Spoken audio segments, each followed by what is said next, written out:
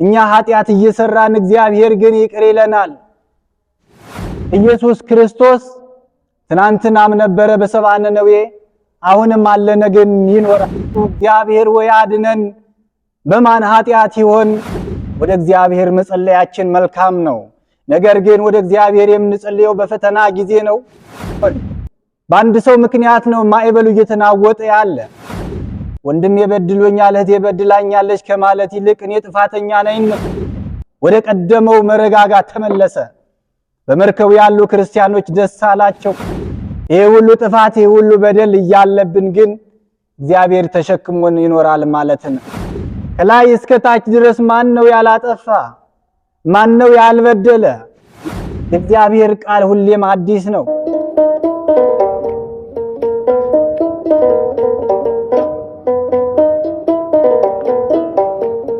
በስመ አብ ወወልድ ወመንፈስ ቅዱስ አሃዱ አምላክ አሜን።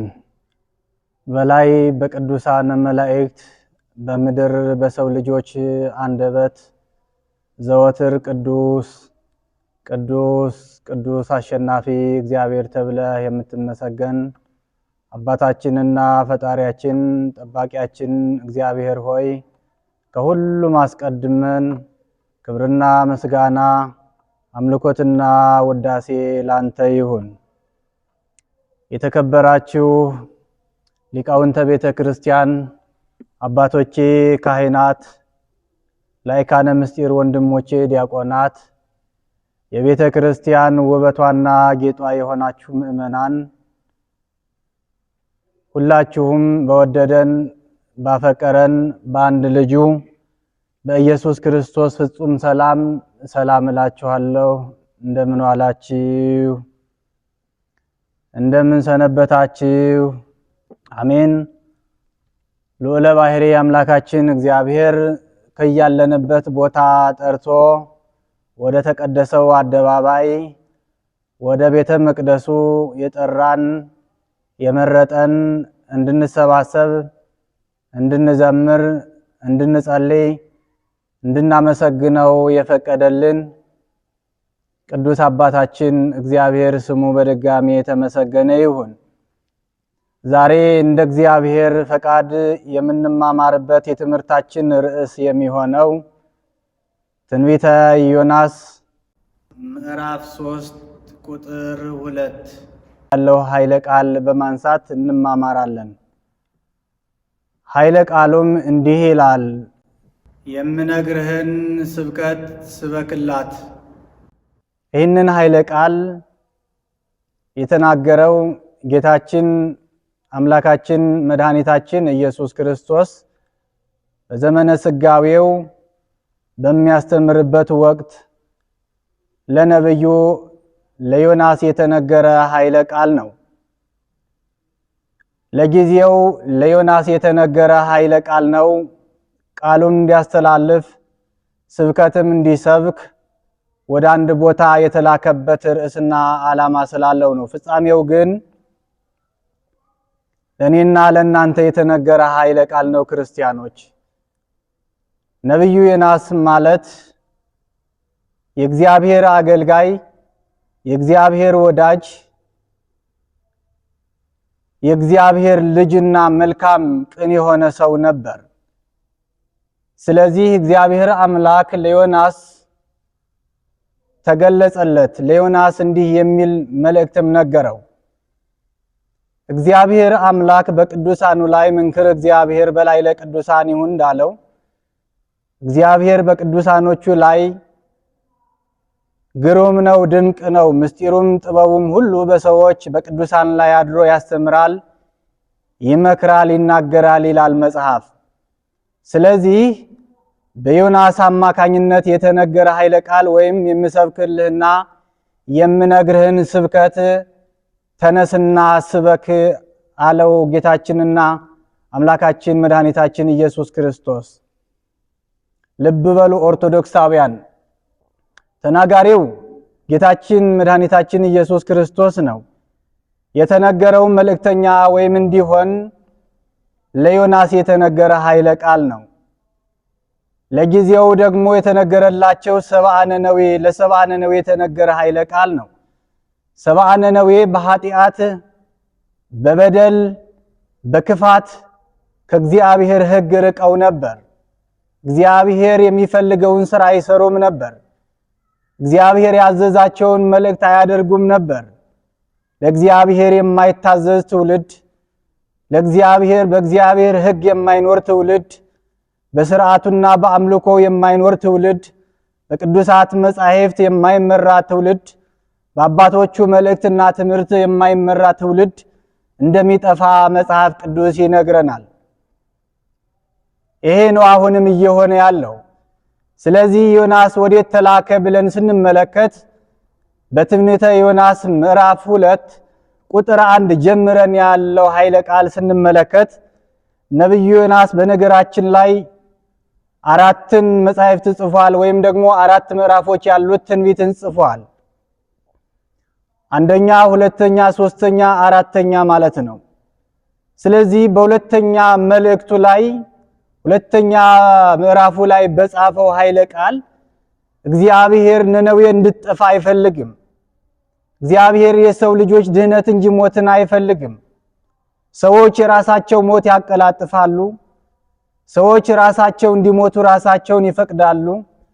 ሰዎች ኃጢአት አትስሩ እየተባሉ ኃጢአትን ይሰራሉ። እግዚአብሔር ግን እንደዚህ አይደለም። ሰዎች ምንም እንኳ ቢበድሉት፣ ምንም እንኳ ቢያጠፉ፣ ምንም እንኳ ቢሳሳቱ፣ ነገር ግን ምህረቱ የበዛ መዓቱ የራቀ ቸርነቱና ምህረቱ ደግነቱ የማይነገርለት ስፍር ቁጥር የሌለው አምላክ ቻይና መሐሪ አምላክ ሰብአ ነነዌ እንዲጠፋ አልፈለገም። ስለዚህ ሰብአ ነነዌ በድለዋል፣ አጥፍተዋል፣ በንስሐ ካልተመለሱ ይጠፋሉ። ስለዚህ ሂድና ወደ ነነዌ ሰዎች እንደዚህ ብለህ ስበክላቸው አለው። ነብዩ ዮናስም መልእክቱ የእግዚአብሔርን ሕግና ትእዛዝን ተላልፎ ወደ ሰብአ ነነዌ የተላከበትን መንገድ ትቶ ወደ ሌላ አቅጣጫ ወደ ሌላ መንገድ ማለትም ወደዛች ሀገር ወደ ተርሴስ ተጓዘ ይላል። ዮናስ ሕገ እግዚአብሔርን ጥሷል። ወደ ነነዌ ተልኮ ነበር።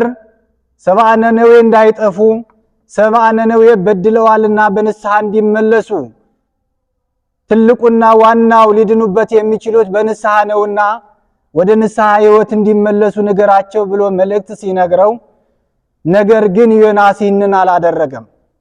አያችሁ፣ ትውልዱ በዘመናችን በጊዜያችን ይህንን ቃል ነው እየተከሰተ ያለው። ይህ የሆነበት ምንድን ነው? እግዚአብሔር ወደ ነነዌ ላከው። እሱ ግን ሌላ አቅጣጫ ሌላ መንገድ ቀይሮ ወደ ተርሴስ ሀገር ሄደ። እኛም በንስሐ ሕይወት እግዚአብሔር ይጠራናል። እኛ ደግሞ ወደ ኃጢአት መንገድ፣ የጽድቅ መንገድ በዚህ በኩል እያለ የኃጢአት መንገድ ወደ ግራ እንጓዛለን።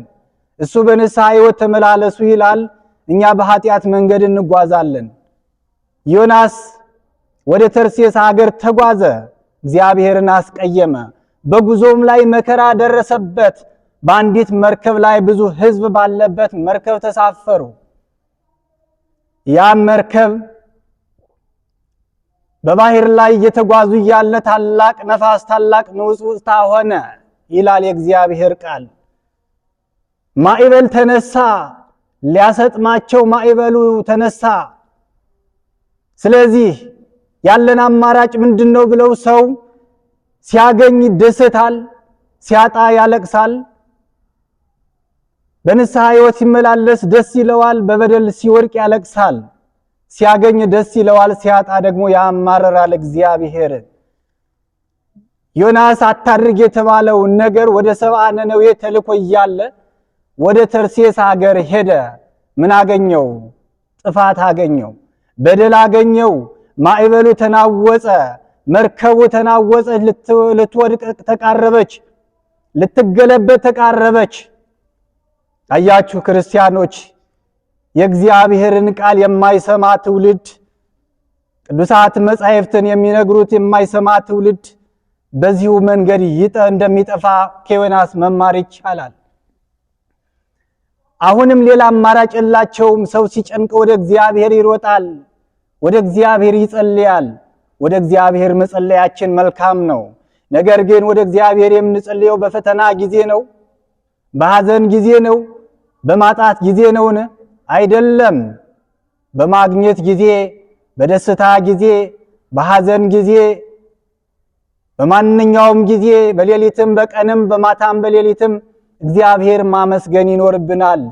ማዕበሉ ስለዚህ ተናወጸ፣ መርከቡ ተናወጠች። እዛ የነበሩ ሰዎች ተጨነቁ። እግዚአብሔር ወይ አድነን፣ በማን ኃጢአት ይሆን እያሉ እርስ በርሳቸው ግራና ቀኝ እየተያዩ በደለኛው ማን ነው? ኃጢአተኛው ማን ነው? ይሄ ነፋስ በማን ምክንያት ተነሳ? ከዚህ በፊት ጉዟችን ቀጥል ነበር፣ ዛሬ ግን የተለየ ሁኔታ ሆነብን። ማዕበሉ እንደዚህ ገጥሞን አያውቅም፣ እንደዚህ ተሰናክሎብንም አያውቅም። በማን ኃጢአት ይሆን ብለው ተነጋገሩ። ለምንድን ነው ይህንን የሆነው? ዮናስ የታዘዘውን ስላላደረገ፣ የተባለበትን ሄደ ወደ ተባለበት አገር ስላልሄደ፣ መልእክቱንም በትክክል ስላላደረሰ፣ ሕገ እግዚአብሔርን የእግዚአብሔርን ቃል ስለጣሰ ነው።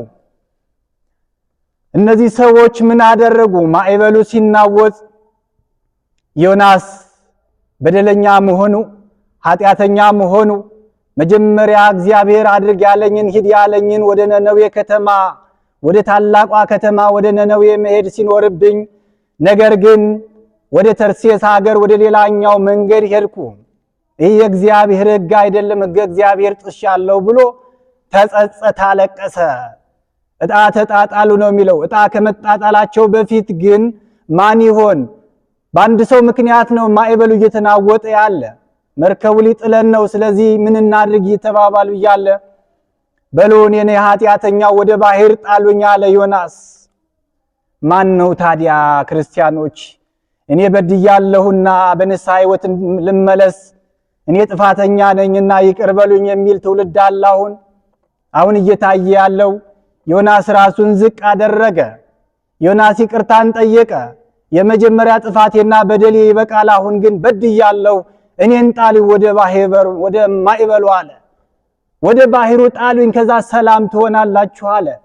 በመርከብ ላሉት ሰዎች ነፃነትን ሰበከላቸው፣ ወይም ደግሞ ድህነትን ሰበከላቸው። ትድናላችሁ አላቸው። ስለዚህ ከዮናስ ምን እንማራለን ክርስቲያኖች? ወደ ህሊናችን ወደ ቀልባችን እስኪ ዘወር ብለን መለስ ብለን ክርስቲያኖች ኦርቶዶክሳውያን እኔ ኃጢአተኛ ነኝ እንበል፣ እኔ በደለኛ ነኝ እንበል። ወንድሜ በድሎኛል እህቴ በድላኛለች ከማለት ይልቅ እኔ ጥፋተኛ ነኝ እንበል። ዮናስ ጣሉኝ አላያችሁ ወደ ባህሩ። እነሱም ደግሞ ፈቃደኛ ስለሆነ ወደ ባህሩ አንስተው ጣሉት። ማዕበሉ ጸጥ አለ፣ መርከቡ ጸጥ አለ፣ አልተናወጠም፣ ተረጋጋ፣ ወደ ቀደመው መረጋጋት ተመለሰ። በመርከቡ ያሉ ክርስቲያኖች ደስ አላቸው። ጥፋተኞች በደለኞች ነበሩ።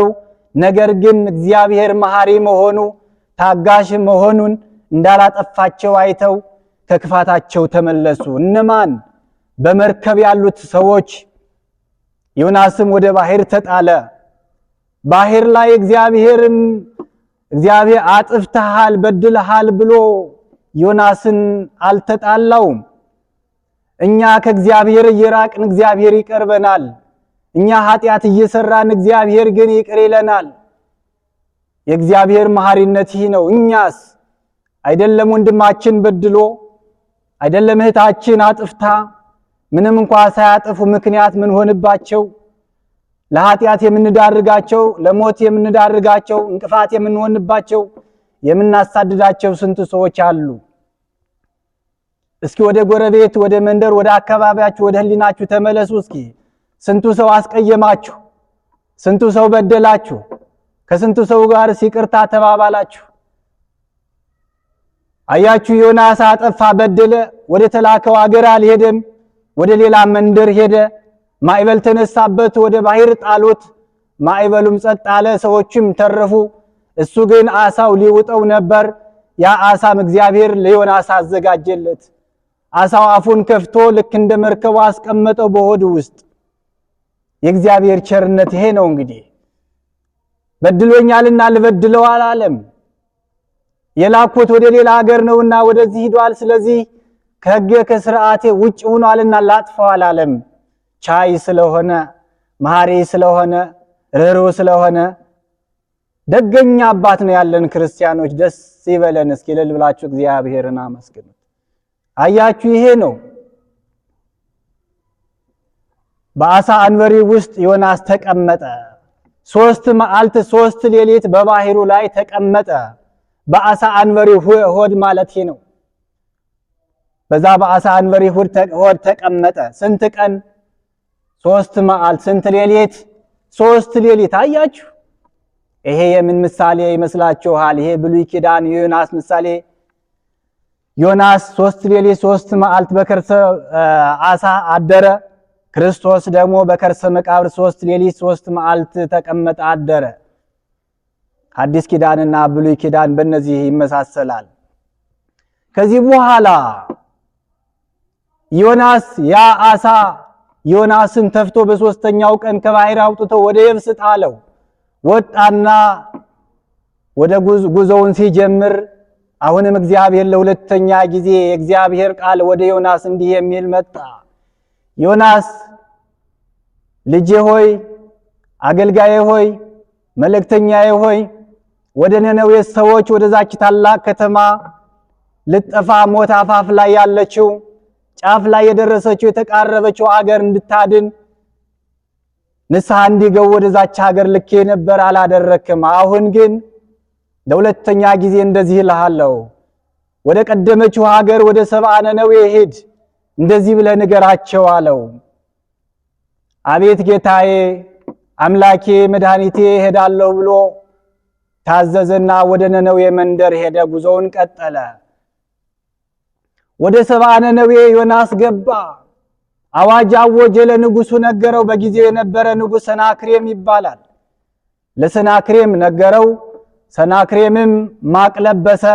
አመድ ነስንሶ ማቅ ለብሶ ምድር ላይ ተኝቶ ዙፋኑ ከዙፋኑ ወርዶ ታላቅነቱን ዝቅ አድርጎ በደለኛ ነኝ ብሎ ከራሱ ኃጢአት ጀምሮ እየመረመረ ሕዝበ ክርስቲያኑን በየደረጃ ያሉትን ሰራዊት ሁሉ እያዘዘ በከተማው ላሉት ከ150,000 በላይ የሚሆኑ ሰዎች ነበሩና እነዛ ሰዎች እንዳይጠፉ ከእግዚአብሔር የተላከ መልእክተኛ ዮናስ የሚባል ነብይ መጥቷል። እንዲህ የሚል ኃይለ ቃል ይዞ መጥቷል። በኃጢአት በርኩሰት በድላችኋል፣ አጥፍታችኋል፣ ትወድቃላችሁ፣ ትሞታላችሁ። ሳትጠፉ ከተማዋንም ሳትጠፋ በንስሐ ገቡ ብሎ ነብዩ መልእክት እያስተላለፈ ነው። ስለዚህ ሁላችሁም በንስሐ ሕይወት እንመላለስ። እንስሳት በበረታቸው እንደተዘጉ ይዋሉ፣ ይደሩ፣ ይሰንብቱ። ሕፃናት ልጆችም የእናታቸውን ጡት እንዳይጠቡ፣ ትልልቆችንም በየደረጃው ያለን ሁላችንም ምግብ ሳንበላ ውሃ ሳንጠጣ ለ3 ቀን እንድትጾሙ አዝዣለሁ። እግዚአብሔርም እንደዚህ ብሎ ስላዘዘ በንስሐ ሕይወት እንመለስ አለ። ስለዚህ ያቺ ሀገር ልጠፋ ነበር። በዮናስ አማካኝነት ነነዌ ዳነች ይለናል መጽሐፍ ቅዱስ። ተመለሱን፣ እግዚአብሔር አምላክ እንደዚህ ይላል በቅዱሳት መጻሕፍት፣ ተመለሱና በሕይወት ኑሩ ይላል። እናንተ ወደ እኔ ኑ እኔም ወደ እናንተ እመለሳለሁ ይላል እግዚአብሔር አምላክ። እኛው ልባችንን ካላደስን፣ በንስሐ ሕይወት በጾም በጸሎት ካልተመላለስን፣ ይቅርታና ምሕረትን ለሰዎች ካላደረግን፣ የበደልነውን ሁሉ በድለናል ብለን ይቅር ካልተባባልን፣ ጾማችን፣ ጸሎታችን፣ አገልግሎታችን ማንኛውም ነገር ከንቱ ነው። እነዚህ ነገሮችን ካላደረግን ብንጾም ብንጸልይ ምን ትርጉም አለው? ዋጋ የለውም። አባቶቻችን ሲተርቱ በታሪክ ሲናገሩ ሳል ይዞ ስርቆት እንደሚሉት ሁሉ ሳል ያዘው ሰው ታስታውሳላችሁ ሊሰርቅ አይችልም። ቂም ይዞ ደግሞ ጸሎት አይሰራም። ያለ ቂም ጸሎት ማድረግ ይኖርብናል። ሳል ሳይኖረን ደግሞ ለዚሁ ምሳሌያዊ ንግግር ነው። ሳል ይዞ ስርቆት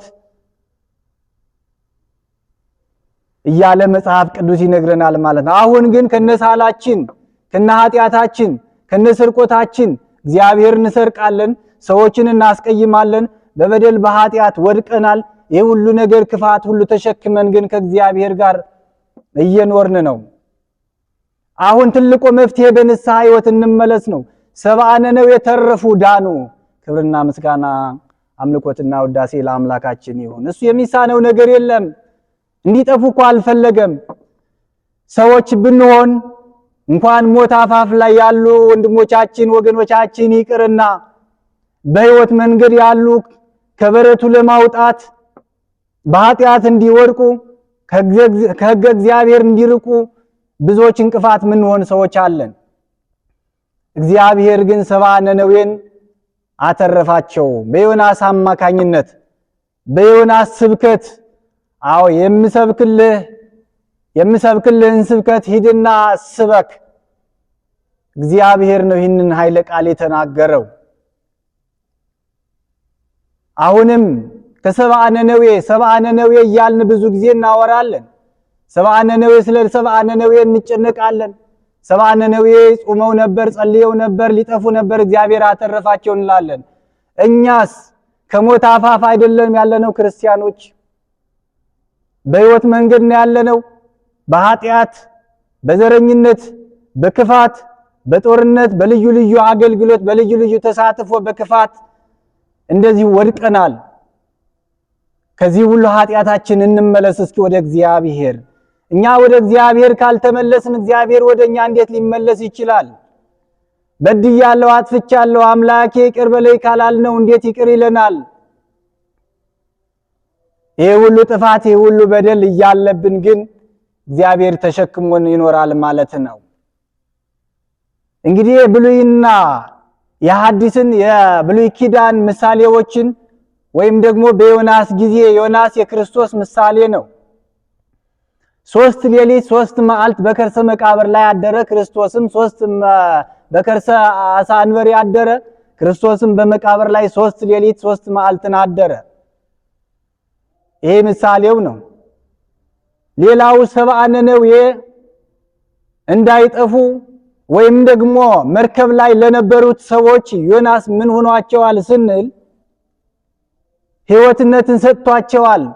ራሱን ለሞት አሳልፎ ሰጥቶ ወደ ባህር ወርውሩኝ ብሎ የራሱን መብት ተጋፍቶ የሌሎችን መብት አስከብሮ ስለሌሎችን ሕይወትነትን እንዲቀጥል አድርጎ እኔ ወደ ባህር ጣሉኝና በአሳ አንበሪ ልበላ እናንተ ግን በሕይወት ኑሩ ብሎ ወደ ባህር ራሱን በመወርወሩ ይሄ ትልቅ ኃላፊነት ነው፣ ትልቅ ድርሻ ነው፣ ትልቅ ነገር ነው። እነዛ ሰዎች ተረፉ። እነማን? በመርከብ የነበሩት። ዮናስ ከመርከብ ባይወረወር ኑሮ በመርከብ ያሉት ሁሉ ይሰጥሙ ነበር። ሁለተኛው ነው ይሄ ማለት ነው። ክርስቶስ ደግሞ ለሰው ልጆች ከሰማያ ሰማያት ወርዶ ከቅድስት ድንግል ማርያም ተወልዶ በፈቃዱ በስልጣኑ በኃይሉ በመስቀል ላይ ውሎ ስጋውን ቆርሶ ደሙን አፍሶ ለሰው ልጆች ሕይወትን ሰጠን። ከርሰ መቃብር ሙስና መቃብር ድል አድርጎ ይህን ሁሉ አድርጎ ለሰው ልጆች ሕይወቱን ምን አለ? ለዓለሙ ሁሉ ቤዛ ሆኖ ለዓለሙ ሁሉ ተሰጠ። ዮናስ በከርሰ አንበሪ ወይም ደግሞ በጀልባው የነበሩ ሰዎች እንዲተርፉ እንዲድኑ በሕይወት እንዲኖሩ አደረገ። ክርስቶስ ደግሞ ለዓለሙ ለአሕዛብ ለማንኛውም ለሰው ልጆች ሁሉ ሰላምን፣ ፍቅርን፣ አንድነትን ሰበከልን። ሰላም ብቻ አይደለም፣ ፍቅር ብቻ አይደለም፣ ሕይወቱን ሰጠን። አንድያ ልጁ የሚወደው ልጁ ለዓለም ሁሉ ተላልፎ ሰጠ። ልጁም ለዓለም ሁሉ ክርስቶስ ወልድ ዋሕድ ኢየሱስ ክርስቶስ ለዓለም ሁሉ ተሰቀለ። ሌላው ሶስተኛው ዮናስ በንስሐ ሕይወት ሰዎች እንዲመለሱ አደረገ። ሰብአ ነነዌ በንስሐ ካልገባችሁ ትጠፋላችሁ ብሏቸው ነበር። በንስሐ ለ3 ቀን ሱባኤ ያዙ። ጾም ጸሎት አውጀው ሱባኤ ገቡ፣ በሕይወት ተረፉ። አሁንም እኛም ደግሞ ኦርቶዶክሳውያን ይሄ ጸሎት ለምን ይጠቅማል?